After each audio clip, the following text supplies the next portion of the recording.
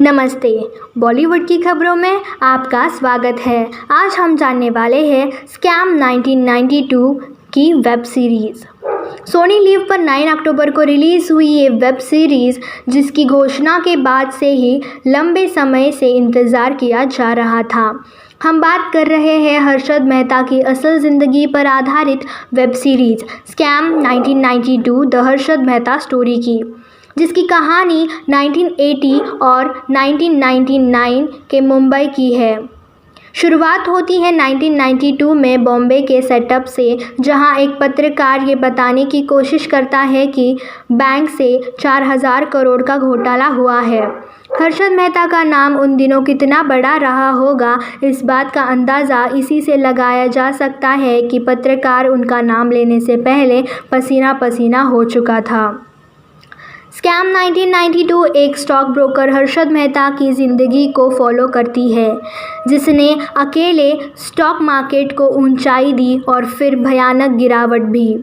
आज बात हर्षद मेहता की करेंगे, 4000 करोड़ के घोटाले की करेंगे, तत्कालीन प्रधानमंत्री पर लगाए उसके आरोपों के करेंगे और साथ ही उसके रहस्यमयी मौत की भी करेंगे। दलाल स्ट्रीट, ये नाम पड़ा यहाँ होने वाले सबसे पुराने बिजनेस की वजह से।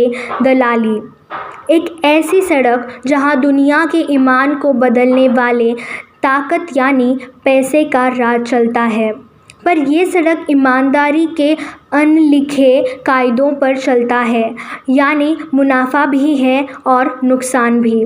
1954 में गुजराती परिवार में जन्मे हर्षद मेहता ने अपना ज़्यादातर समय छत्तीसगढ़ से रायपुर में बिताया।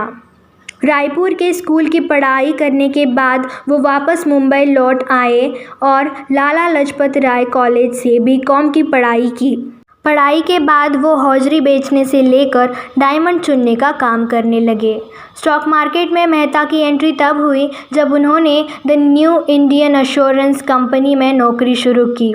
यहीं से उनकी स्टॉक मार्केट में दिलचस्पी बढ़ी और उन्होंने नौकरी छोड़कर 1981 में ब्रोकरेज फर्म ज्वाइन कर ली।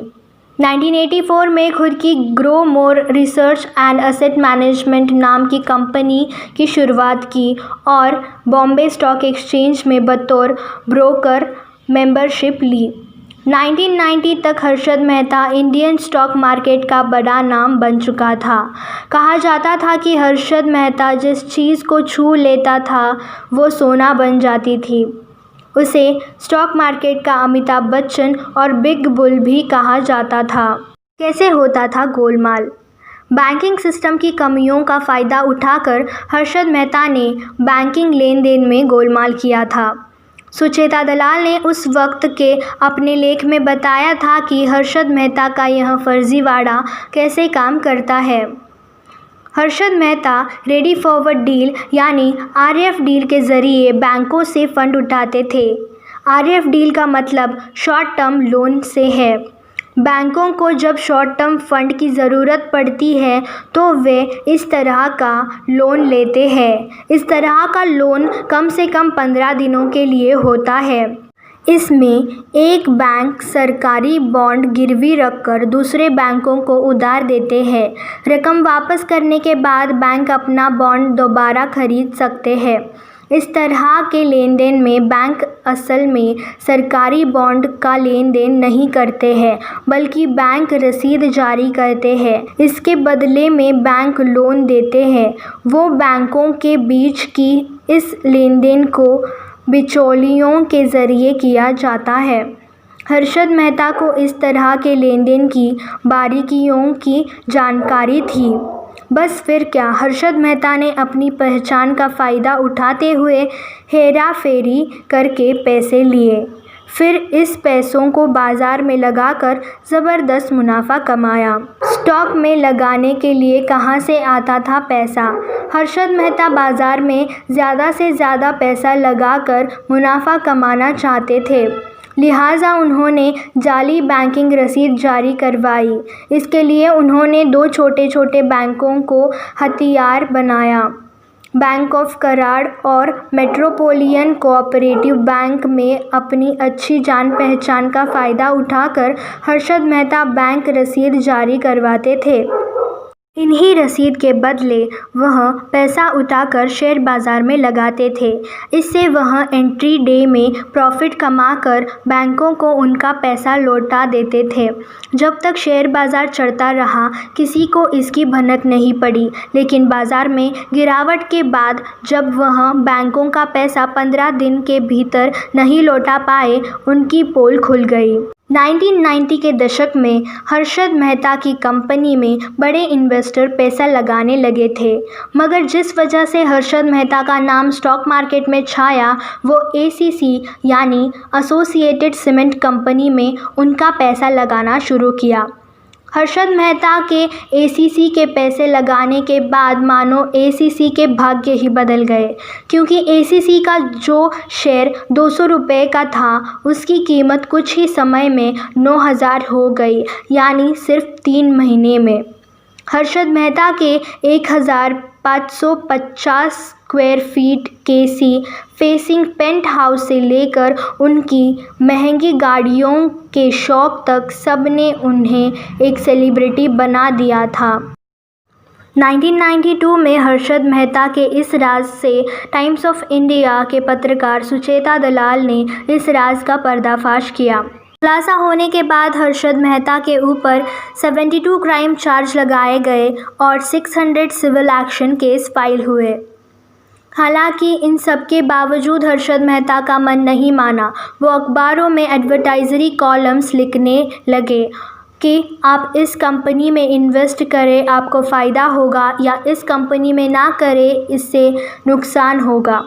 बाद में पता चला कि मेहता सिर्फ उस कंपनी में पैसा लगाने की एडवाइस देते थे जिसमें उनका खुद का पैसा लगा हुआ है। प्रधानमंत्री नरसिम्हा राव पर लगाया घोटाले का आरोप। हर्षद मेहता ने 1993 में पूर्व प्रधानमंत्री और उस वक्त कांग्रेस के अध्यक्ष PV नरसिम्हा राव पर केस से बचने के लिए 1 करोड़ घूस लेने का आरोप लगाया था। उन्होंने दावा किया कि PM को उन्होंने एक सूटकेस में घूस की रकम दी थी। हर्षद मेहता ने इस बारे में एक कॉन्फ्रेंस में खुलासा किया था और इसमें उनका साथ देने बैठे थे राम जेठमलानी।